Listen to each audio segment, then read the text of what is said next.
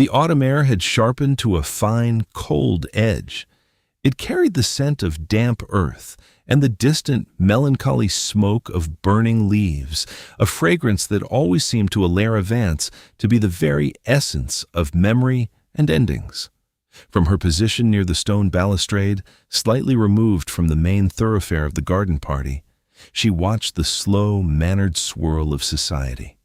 Silks and velvets in jewel tones moved across the manicured lawns of Blackwood Manor, a river of wealth and consequence of which she was no part. She was merely a stone on the bank, still and silent, notable only for her plainness. A year ago, she had stood in the Duke of Blackwood's study, the air thick with the scent of leather and rain, and had delivered the single impossible word that had defined her life ever since. No. She had said it quietly, without defiance, but with a finality that had left no room for negotiation. The Duke, Alistair Caldwell, had looked at her not with anger or disappointment, but with a kind of detached, clinical curiosity, as if she were a mathematical problem that had refused to be solved. He had offered her a title, a fortune, a position of unassailable power. He had offered her everything a woman in her precarious position was supposed to desire, and he had done so with all the warmth of a contract being signed. He had spoken of duty, of the need for a duchess to manage his household and mother his heir. He had not spoken of affection or partnership or even companionship. He had offered her a gilded cage, and she, who had so little, had refused it because it did not come with a key. Now, she was simply Miss Vance, the poor relation, the companion to the Duke's elderly and perpetually unimpressed aunt, Lady Beatrice. Her presence at this gathering was a matter of duty, not pleasure. She served as a silent attendant, fetching shawls and glasses of watered wine, her existence acknowledged only when a service was required. The rejection had cast a long shadow. In the eyes of society, and certainly in the eyes of the Duke's sister, Lady Isolde, she was not the woman who had possessed the integrity to refuse a loveless match, but the fool who had thrown away the single greatest opportunity of her life. They saw her quietness as bitterness, her composure as regret. They did not see the profound, unshakable peace that came with knowing she had remained true to the small, stubborn core of herself. A chill wind swept across the terrace, rustling the dry copper-colored leaves of the Virginia creeper that clung to the gray stone of the manor. Alara drew her own thin shawl tighter around her shoulders, its worn wool a familiar comfort. Her gaze drifted from the clusters of laughing guests to the more secluded parts of the garden, the places where the shadows were beginning to lengthen and pool. It was there, on a stone bench tucked away in an alcove of sculpted yew, that she saw him, a small figure curled into a ball. It was the Duke's son, Arthur. The boy could not have been more than 7, a slight child with his father's dark hair and a pale, serious face that seemed too old for his years. He had been playing with a wooden boat by the fountain earlier, a solitary game that had drawn no other children. Now, sleep had claimed him. He had curled himself against the cold stone, his knees drawn up to his chest, his small hands tucked between them for warmth. He was shivering, a fine, rhythmic tremor that was visible even from a distance. Alara looked around. The boy's governess was nowhere in sight, likely caught up in the social currents closer to the house. The Duke himself was deep in conversation with a portly lord, his back to the garden, his posture as rigid and unyielding as the statues that lined the pathways. No one else seemed to notice the small, sleeping child succumbing to the encroaching cold. For a moment, she hesitated. To approach the Duke's son was to invite notice, to step out from the comfortable anonymity of the shadows. It was to risk the speculation and the sharp-eyed glances of women like Lady Isolde. It was to remind the Duke of her existence, an existence he had seemed perfectly content to ignore for the past year. But the hesitation was fleeting, a flicker of social caution extinguished by a much deeper, more fundamental impulse. He was a child. and he was cold. The thought was simple, uncomplicated by history or consequence. Ilara moved quietly, her soft-soled shoes making no sound on the gravel path. She walked not towards the boy, but in a parallel line, as if her destination were a rosebush just beyond the bench. It was a path of deliberate misdirection, a habit learned from years of trying to be invisible. As she drew level with the bench, she paused, her back to the main party. The boy's face, in sleep, was vulnerable. The serious set of his waking expression had softened, leaving only the smooth, innocent contours of childhood. His lashes were dark against his pale skin, and a faint, bluish tinge had begun to color his lips. He whimpered softly in his sleep, a small, lost sound that tightened something in her chest. Without a second thought, she unwrapped her shawl from her own shoulders. It was not a fine thing, a simple length of gray wool mended in more than one place. But it was warm, imbued with the heat of her own body. She leaned over the bench, her movements gentle, practiced. She carefully draped the shawl over the boy, tucking it snugly around his small frame, making sure it covered his shoulders and his legs. He stirred, sighing in his sleep as the warmth enveloped him and snuggled deeper into its embrace. The shivering subsided. For a long moment, Ilara's hand rested on the wool covering his back, a light, protective pressure. It was a gesture of pure instinct, the same gesture one might offer any living creature in need of comfort. She straightened up, feeling the cold air bite at her own arms, now covered only by the thin fabric of her day dress. She felt no loss, only a quiet sense of rightness. She cast one last look at the sleeping child, now secure and warm, and then turned to retreat back to her post, back to the invisibility she courted. It was only then, as she turned, that she saw him. The Duke of Blackwood stood in the deep shadow of a great oak tree not 20 feet away. He had detached himself from his conversation, and it was impossible to know how long he had been watching. His face was obscured by the dappled gloom, but she could feel the full weight of his attention. It was not the coolly assessing gaze of the man who had proposed to her in his study. It was something else, something sharp and unnervingly focused, and gaze that seemed to strip away all pretense and see directly into the motive of her heart. He had seen everything, the quiet approach, the gentle draping of the shawl, the lingering protective touch of her hand.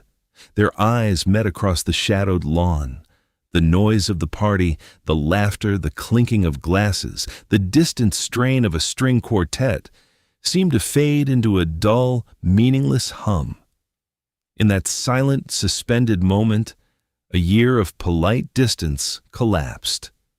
She saw not a duke, but a father, a man who had just witnessed a small, unthinking kindness directed at his child. She gave a slight, almost imperceptible nod of acknowledgement, a gesture that was neither apology nor invitation, and then she turned and walked away, melting back into the periphery, leaving him alone in the shadows with his thoughts. Alistair remained motionless long after she had gone, a statue of flesh and bone amidst the ancient trees. The cool, analytical part of his mind, the part that had governed him for so long, was silent for the first time in years. He watched his son, cocooned in a humble gray shawl, sleeping peacefully on the cold stone. A wave of something hot and unfamiliar washed through him, a feeling so potent it felt like shame. He replayed the scene in his mind, her quiet, unobtrusive movements, the complete absence of performance in her actions. She had not looked around to see who was watching. She had not sought approval or reward. She had simply seen a need and met it, sacrificing her own comfort without a moment's hesitation. It was an act of profound, unadorned decency. And he, the Duke of Blackwood, had been standing there, a useless observer, his attention divided between banal pleasantries and the weight of his own unending solitude. He thought of his proposal a year ago. It had been a logical, strategic move. After 2 years of mourning his late wife, his estate required a duchess. His son required a mother. He required an end to the endless parade of hopeful debutantes and their scheming mothers. He had assessed Ilara Vance as he would a potential investment. She was intelligent, poised, and possessed a quiet dignity. She came from good stock, despite her family's fall from grace. She had no powerful family to meddle in his affairs. She was, in his estimation, the perfect candidate. He had laid out the terms of the arrangement with what he had considered to be admirable honesty, offering her wealth and security in exchange for her service. He had been genuinely stunned when she refused. It had not computed. He had offered her the world, and she had looked at him with those clear, steady eyes and said no.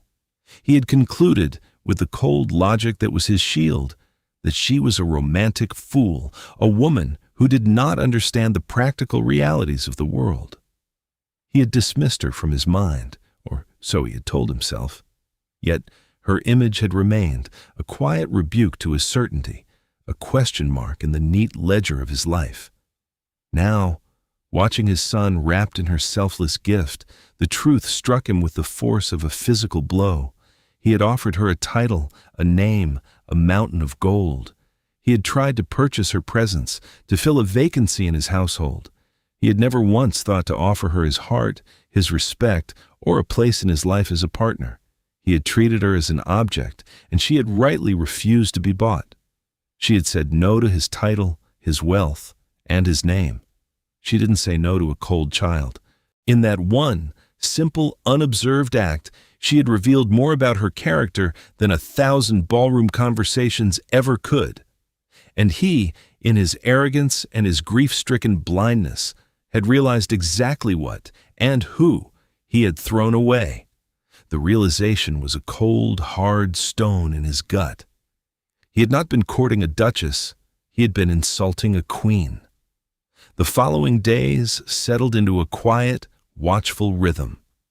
Alistair found his gaze drawn to Ilara whenever she was in the room, which, given her duties as companion to his aunt, was more often than he had previously allowed himself to notice. He observed her in the morning room, reading aloud to Lady Beatrice from the newspaper, her voice a low, steady murmur that was somehow both soothing and clear. He saw the quiet patience with which she endured his aunt's endless complaints and contradictory demands, a patience that never frayed into irritation, but remained a constant, placid surface. He watched her at the dinner table, a silent presence amidst the loud, self-important conversations of his guests. She rarely spoke unless spoken to, but her attention never wavered. Her eyes, the color of a winter sky just before snow, missed nothing. She noticed when a servant hesitated, when a guest's wine glass was empty, when a topic of conversation caused someone discomfort. She was an observer, a student of the quiet currents that flowed beneath the surface of social interaction. He began to contrive reasons to speak with her. It was a clumsy, unpracticed effort. He, who could command the attention of Parliament with a single speech, found himself stumbling over trivialities. He asked her opinion on a new book he had acquired for the library, a dry treatise on agricultural reform. He had expected a polite, non-committal answer. Instead, she offered a cogent and insightful analysis, pointing out a flaw in the author's economic reasoning that he himself had overlooked. She spoke of crop rotation and soil health with a surprising familiarity, revealing a depth of practical knowledge that was entirely at odds with her prescribed role as a decorative companion. My father believed a landowner had a duty to be a steward, not merely a master, she explained, her gaze direct, a faint flush on her cheeks as if she were surprised to be taken so seriously. He taught me to read a balance sheet before I could properly embroider a sampler. That conversation became a door. Alistair, citing a need for an impartial eye, asked if she might be willing to look over the estate ledgers. He framed it as a favor, a small task to occupy her time. It was a pretense, and he knew it. His steward was a man of impeccable competence. What he truly wanted was a reason to be in a room with her, to hear her voice, to watch the way her brow furrowed in concentration. He wanted to understand the mind of the woman who had so thoroughly dismantled his assumptions. Their secret space, as he began to think of it, became the library after dinner. The rest of the household would retire to the drawing room for cards or music, but he would make his excuses, claiming work, and find her already there, a single candelabra illuminating the massive oak desk where the estate books were laid open. The room, usually a monument to his solitude, transformed in her presence. It felt warmer, alive. The fire in the great stone hearth seemed to burn brighter. In the quiet intimacy of those evenings, surrounded by the silent company of 10,000 books, the strictures of their social positions began to dissolve. They were not the duke and the poor companion. They were two minds engaged in a shared task. She moved through the columns of figures with a grace and precision that fascinated him. Her fingers, long and slender, would trace a line of expenditure, her lips murmuring calculations under her breath. She found a small but persistent discrepancy in the accounts for the East Tenant farms, a matter of a few shillings here and there, but one that revealed a pattern of either negligence or petty theft on the part of the local bailiff. It was an error his own steward had missed for years. "He is rounding the figures for grain distribution," she said one evening, her voice soft but certain.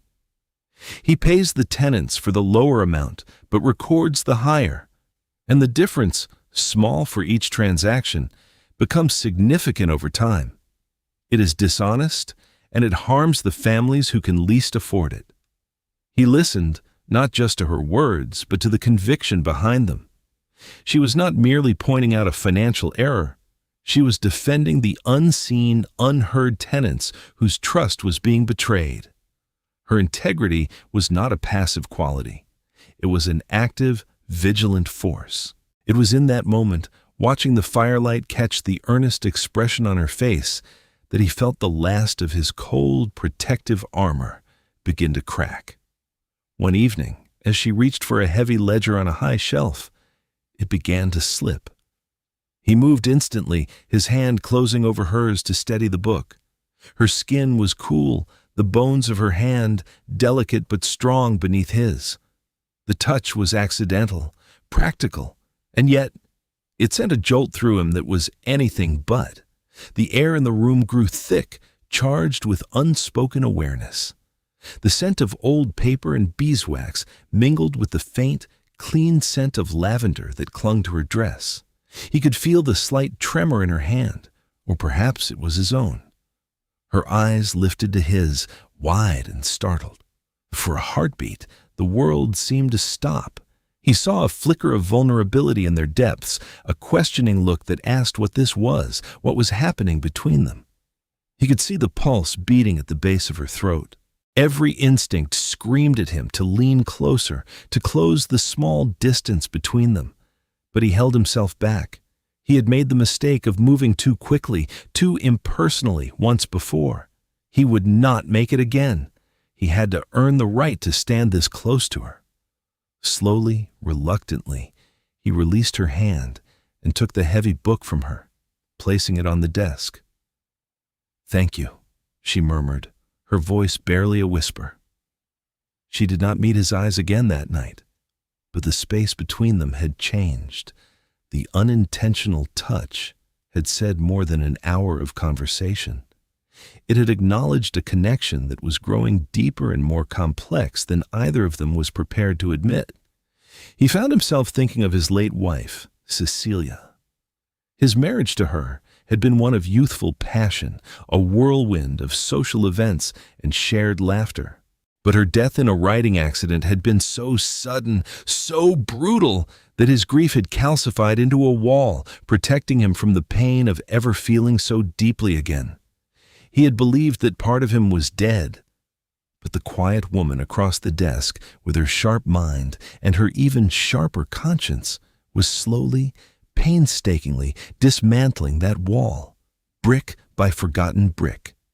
He was beginning to feel again, and the sensation was equal parts terrifying and exhilarating. Lady Isolde watched the burgeoning connection between her brother and Alara Vance with a mixture of horror and contempt. She had celebrated Alara's initial rejection of Alistair's proposal, seeing it as a victory for common sense and the preservation of their family's bloodline. The idea of a penniless, untitled companion becoming the Duchess of Blackwood was an absurdity, an insult to their heritage. She had assumed the matter was closed, that the foolish woman had been consigned to the obscurity she deserved. But now, she saw the signs, small but undeniable. She saw the way her brother's eyes followed Miss Vance across a room. She noted the quiet conversations that broke off abruptly when she approached. She heard whispers from the staff about the long hours the two spent together in the library, ostensibly poring over dusty account books. To Isolde, it was a clear and distasteful campaign on the part of a cunning social climber. She believed Alara was playing a more subtle game this time, feigning intellectual companionship to ensnare a man still vulnerable in his grief. Isolde's antagonism was a thing of careful, calculated cruelty, a weapon honed in the drawing rooms of London. She never resorted to open hostility, which would have been crude and ineffective. Instead, she employed the 1,000 tiny cuts of social sabotage. At the dinner table, she would direct a question to Alara about a recent political development, knowing full well Alara's modest circumstances would not have given her access to the latest London papers. When Alara would politely confess her ignorance, Isolde would offer a condescending smile. Of course, one forgets how removed one can be from the world in the countryside. The remark was aimed not just at Alara, but at Alistair, a subtle reminder of the gulf in their stations.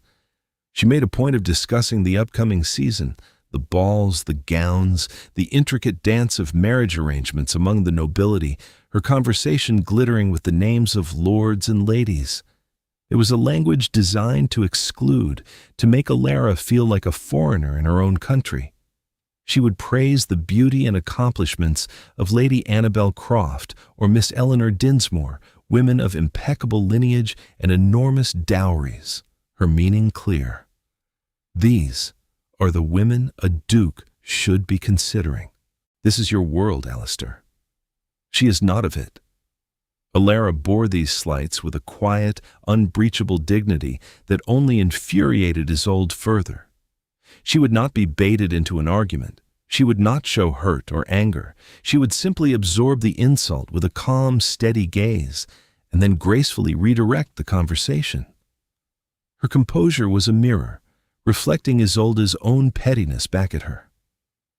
The more poised Alara remained, the more desperate Isolde became. The campaign escalated. Isolde began to make comments, veiled but venomous, within earshot of other guests and senior staff. "One must be so careful of ambition disguised as diligence," she remarked to a visiting countess, her eyes flicking pointedly towards Alara. "Some women will use any pretext to gain a foothold where they do not belong." She started a rumor, a subtle whisper that Alara was taking advantage of the Duke's grief, manipulating him for her own gain. Alistair was not blind to his sister's machinations. He saw the barbs, he heard the whispers. Each one was like a drop of acid on his conscience, a reminder of the vulnerable position in which he had placed Alara. His first, foolish proposal had made her a subject of speculation. His current, undeclared interest was making her a target. A cold, protective anger began to build in him, an anger directed as much at himself as at his sister. He had a duty to protect the people under his roof, and he was failing. He wanted to confront Isolde, to silence her with a ducal command, but he knew it would only make things worse for Alara. It would confirm his interest publicly and lend credence to Isolde's claims of a sordid entanglement. He was trapped by the very conventions he despised. For her part, Alara understood Isolde's motives perfectly. She was not the true target. She was merely a symbol. She represented a threat to Isolde's position as the de facto lady of the manor, a threat to her influence over her brother, and a threat to her narrow, class-obsessed worldview. Alara had faced condescension and snobbery her entire life since her family's ruin. She had learned to build a fortress within herself, a place of quiet self-assurance that could not be breached by the petty cruelties of others. But the constant attrition wore on her. She felt the weight of the household's eyes on her, the servants watching, the guests whispering. The library, once a sanctuary, began to feel like a clandestine meeting place, their work on the ledgers a guilty secret. She began to feel a profound sense of exhaustion, the weariness of a soldier on a battlefield where the only weapons were whispers and smiles as sharp as knives. She started to wonder if she had made a mistake, if allowing this fragile, unnamed connection with Alistair to grow was an act of self-destruction. She had survived by being invisible. Now she was seen, and being seen was dangerous. She began to retreat, making excuses to avoid the library, keeping her answers to Alistair's questions brief and formal. The warmth that had begun to kindle between them was being systematically starved of oxygen by the cold, hostile atmosphere Isolde had created. The annual Blackwood Harvest Ball was intended to be the pinnacle of the local social season, a night of glittering splendor. The great ballroom, which had stood silent and dark for years, was ablaze with the light of 1,000 candles. Their flames reflected in the polished marble floors and the crystal teardrops of the chandeliers, casting a warm, golden glow over the assembled guests. Music from a string orchestra drifted from the gallery, a lively waltz that set silk gowns swirling and jewels flashing. For most, it was a night of celebration. For Alara, it was a trial. She had not wanted to attend. Her position was too ambiguous, her presence too likely to provoke comment. But Lady Beatrice had insisted, and a direct refusal was impossible. She wore her best gown, a simple dress of deep blue silk that she had painstakingly remade herself. It had no lace, no elaborate beading, only clean lines and a modest cut. Beside the extravagant creations of the other ladies, she felt as plain as a sparrow in a flock of peacocks. She intended to spend the evening in a quiet corner, a silent observer, counting the minutes until she could discreetly withdraw. Alistair found her standing near a row of French doors that opened onto the chilly night air.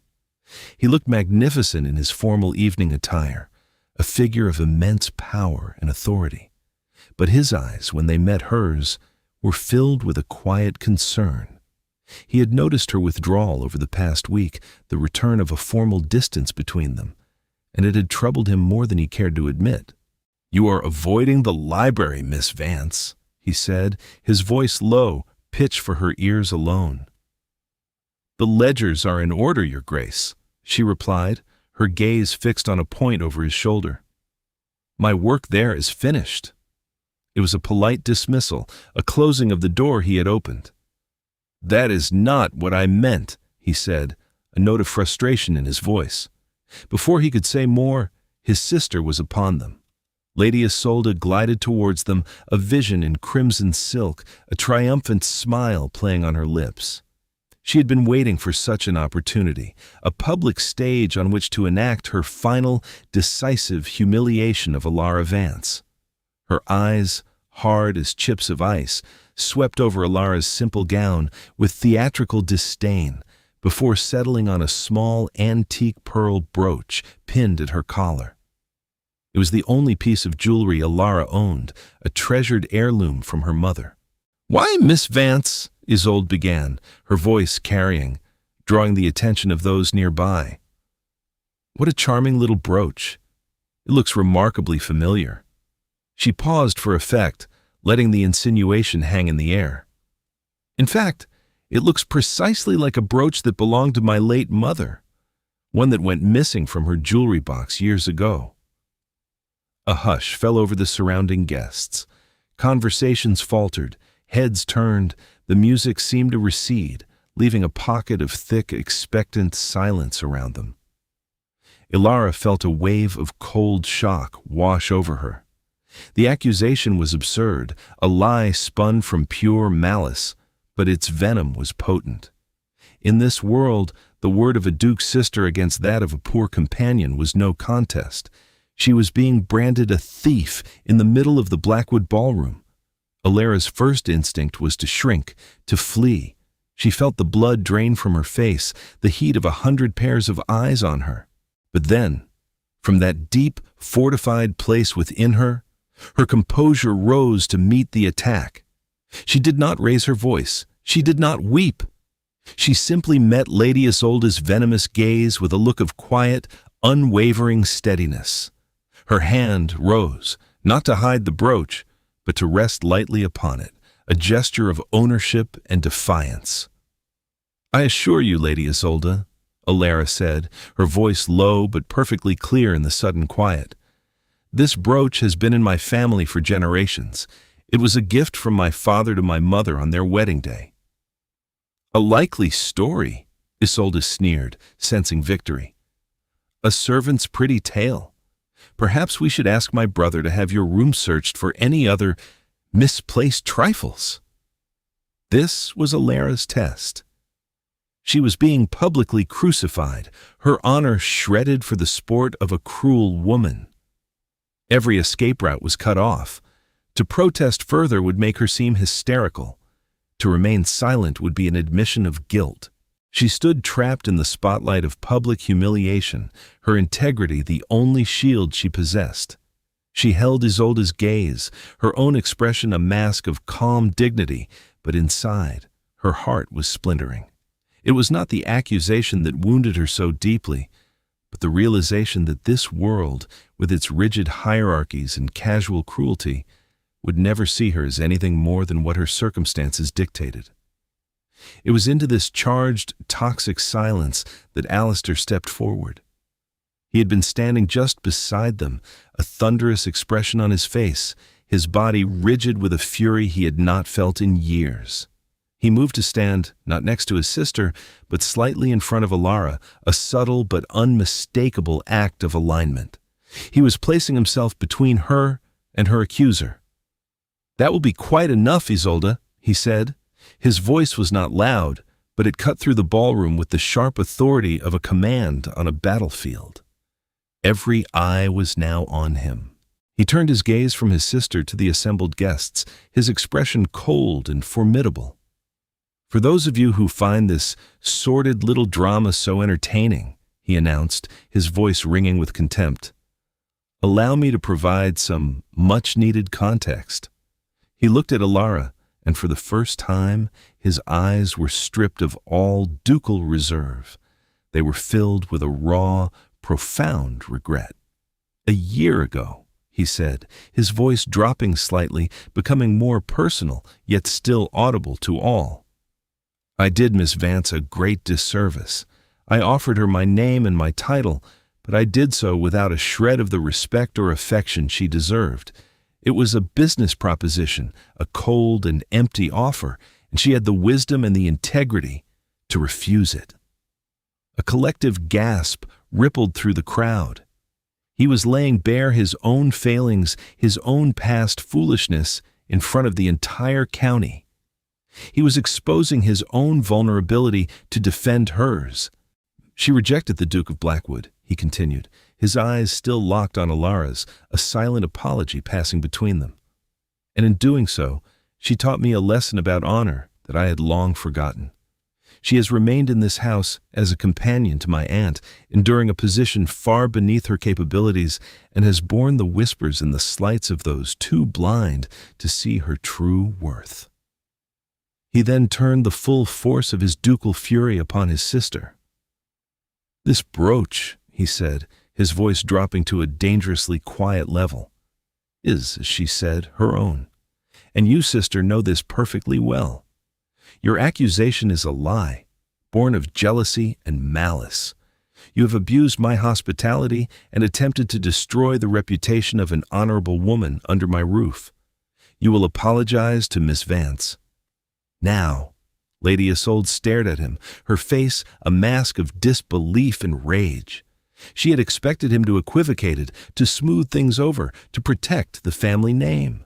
She had never imagined he would so utterly and publicly decimate her. choosing a penniless companion over his own sister. Her mouth opened and closed, but no sound came out. She was defeated, her social power shattered by a single irrefutable act of integrity. With a strangled sob of fury, she turned and fled the ballroom, her public humiliation complete. Alistair turned back to Alara, his expression softening. In front of everyone, he gently took her hand. It was cold as ice. "Miss Vance," he said, his voice now filled with a warmth that made her heart ache, "has shown more character and quiet courage than anyone I have ever known. She is a woman of unparalleled integrity. Anyone who dares to suggest otherwise will no longer be welcome in this house or in my life." He raised her hand to his lips and brushed a soft kiss across her knuckles, a gesture of fealty, of profound and public respect. It was not the act of a duke toward a companion. It was the act of a man acknowledging his equal, his better. In that one definitive public defense, he had not only saved her reputation, he had declared his allegiance. He had chosen her, not for what she could be to him, but for who she already was. The whispers died, replaced by a stunned, respectful silence.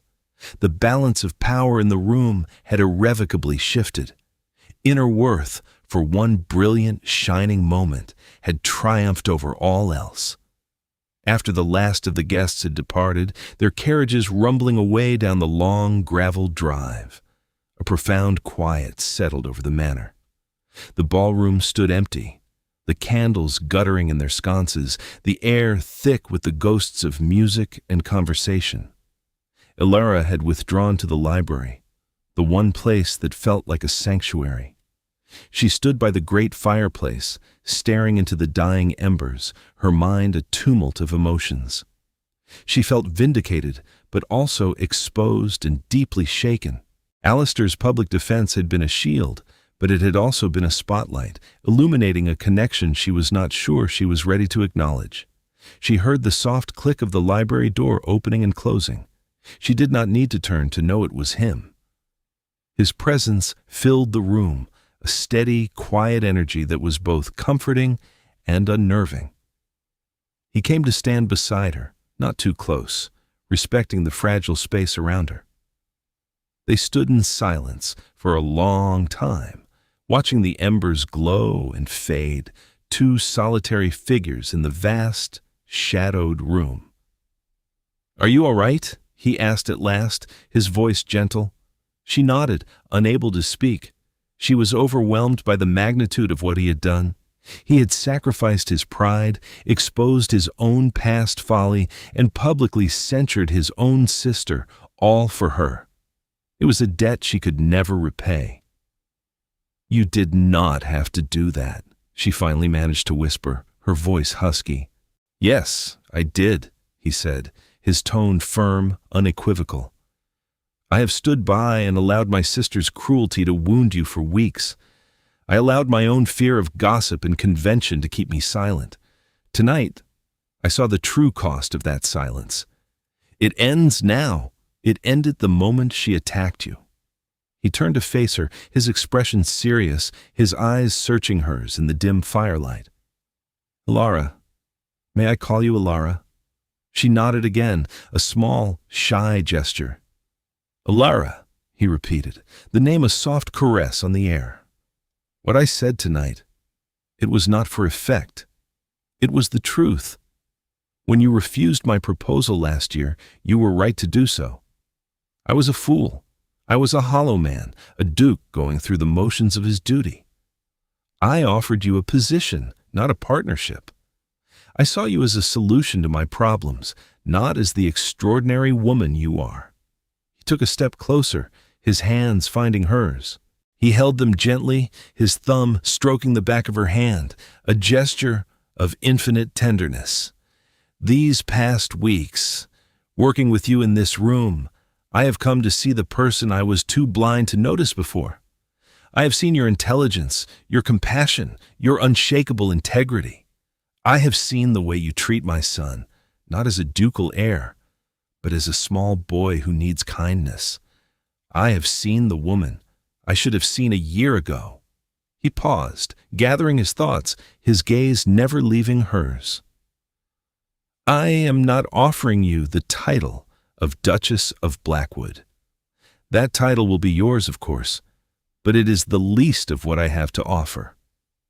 I am not asking you to be a mother to my son, though I know you would be a magnificent one. I am asking for you, Alara Vance. I am asking for your mind, your strength, your counsel, and your heart. I am asking you to be my partner in all things, to build a life with me, not a life of duty and obligation, but one of mutual respect and affection. He faltered on the last word, as if it were a foreign and difficult language, but the sincerity in his eyes was unmistakable. I am asking you to marry me, not because I am a duke and you are a suitable candidate, but because I am Alistair, a man who has finally learned what it means to truly see another person. And I see you. Tears welled in Alara's eyes, blurring the handsome, earnest face before her. These were not the tears of humiliation or fear she had fought back in the ballroom, but tears of a profound, overwhelming relief. He understood. He had finally, truly understood. He was not offering her a cage, no matter how gilded. He was offering her his hand and asking her to walk beside him as an equal. All the slights, all the loneliness, all the years of feeling overlooked and undervalued seemed to fall away in that moment, erased by the simple, powerful truth of his words. She had built her fortress of solitude so carefully for so long that the thought of lowering the drawbridge was terrifying. It required a leap of faith, an act of trust in this man who had changed so completely. She looked into his eyes and saw the same vulnerability she felt in her own heart. He was not the cold duke anymore. He was just Alistair, a man asking for a chance. Yes, she whispered, the word a quiet affirmation in the hushed library. Yes, Alistair, I will. A slow smile spread across his face, a genuine, unburdened smile that transformed his features, making him look years younger. It was a smile of pure, unadulterated joy. He raised her hands to his lips, just as he had in the ballroom. But this time, it was not a public declaration. It was a private, solemn vow. The antagonist, with her cheap, cruel weapons, was defeated. The proposal, once a cold contract, was now a heartfelt plea, and the acceptance, once an impossible act of self-preservation, was now a hopeful act of trust. In the quiet of the library, surrounded by the wisdom of ages, their new story had finally, truly begun. The following spring was a season of quiet revelations. The wedding was a small affair, attended only by close family and the most trusted tenants of the estate. Lady Isolde did not attend. She had retired to a distant cousin's estate in the north, her retreat a tacit admission of her complete social defeat. Her absence was not mourned. The atmosphere at Blackwood Manor, once thick with tension and unspoken resentments, had lightened, as if a long, oppressive storm had finally broken. Alara moved through her new life with the same quiet competence she had always possessed, but now it was tinged with a blossoming confidence. She was not playing the part of a duchess. She was simply being herself and finding that it was more than enough. She worked alongside Alistair, her sharp mind a perfect complement to his experience. Together, they reviewed the estate's practices, instituting reforms that were both more efficient and more compassionate to the tenant farmers. The bailiff, who'd been skimming from the grain accounts, was dismissed, and a new system of transparent accounting, designed by Alara, was put in place. She found that her opinions were not just heard, but actively sought. Her insights were valued, her judgment trusted. She was no longer a silent observer on the banks of the river. She was a navigator, helping to steer the course. Her most profound partnership, however, was with Arthur. The quiet, solemn boy slowly began to emerge from his shell under her gentle, consistent care. She did not try to replace his mother. Instead, she spoke of his mother openly, sharing stories she gleaned from Alistair and the senior staff, keeping her memory alive as a warm and loving presence rather than a sad, unspoken absence. She discovered Arthur had a keen interest in the natural world, and they spent hours together in the gardens and the woods, collecting leaves and insects, which they would then identify using the books in the library.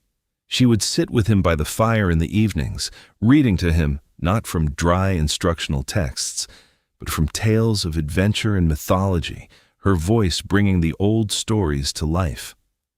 She gave him her time and her full attention, the most valuable commodities she possessed. One afternoon, she found him sitting on the very same stone bench in the garden where she had first seen him sleeping. He was trying to mend the sail of his small wooden boat. She sat beside him, the stone warm from the spring sun, and helped him re-stitch the tiny piece of canvas. "Father says you are very clever with books and numbers," Arthur said, his small fingers guiding the needle with intense concentration. "I enjoy them," Alara replied. "They help make sense of things." "He also says you are very kind," the boy added, not looking at her. "He said you were kind to me even when you did not have to be." He glanced up at her then, his dark eyes, so like his father's, full of a child's simple, searching honesty. "Is that why he married you? Because you were kind?" Alara smiled, a gentle, genuine smile that reached her eyes. She put her arm around his small shoulders, drawing him close. "I think," she said softly, "that he married me because we both learned that a person's worth has very little to do with their title or their money or the house they live in. It has to do with what is in their heart. And kindness," she added, giving him a little squeeze, "is a very good thing to have in your heart." Arthur seemed to consider this for a moment. Then he leaned his head against her shoulder, a gesture of complete trust and acceptance. They sat together in comfortable silence, the warm sun on their faces, the mended boat resting on the bench between them. From the window of his study, Alistair watched them. He saw the easy affection between his wife and his son, the picture of a family he had once believed was lost to him forever. He saw the gray wool shawl, Alara's old one, folded neatly at the other end of the bench, brought out on a warm day not from necessity, but from sentiment. It was a quiet monument to the moment his life had changed, the moment a simple, selfless act had shown him the true meaning of wealth. The cold, empty rooms of his house and of his heart were filled with warmth and light. The ledgers were balanced, the accounts were in order, and for the first time in a very long time, the Duke of Blackwood felt profoundly, immeasurably rich.